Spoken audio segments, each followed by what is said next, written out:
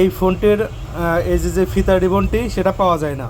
তো কাস্টমারটার ফোনটা আসলে খুবই দরকার। তো ফিতা রিবনটিও যখন হচ্ছে না, সারা মার্কেট খুঁজে যখন কোথাও পাওয়া যাচ্ছে না, তো এখানকার যে প্রয়োজনীয় যে লাইনগুলো, চার্জ, তারপরে মাইক্রোফোন, রিঙ্গার, স্পিকার, প্রত্যেকটি লাইন আমি এক্সট্রা আলাদাভাবে টেনে দিলাম। দেখতে পাচ্ছেন কতগুলো তার, প্রায় 6-7টা তার তালা আছে, তার থেকেও মনে হয় বেশি।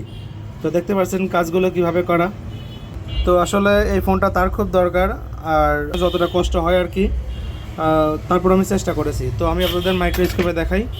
এই যে কাজ করা হয়েছে দেখেন, এখান থেকে রিঙ্গারের লাইন নেওয়া আছে, মাইক্রোফোনের লাইন নেওয়া আছে, লাইন নেওয়ার পরে আমার ইউভি গ্লু আছে, ইউভি গ্লু দিয়ে আটকে দিয়েছি।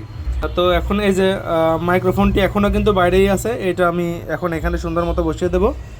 তো আমি চেক করেছি, সব কিছু ক্লিয়ার কাজ করছে। তো এই ফোনটি ঠিক করতে আমি বর্ণীয় সাহায্য নিয়েছিলাম।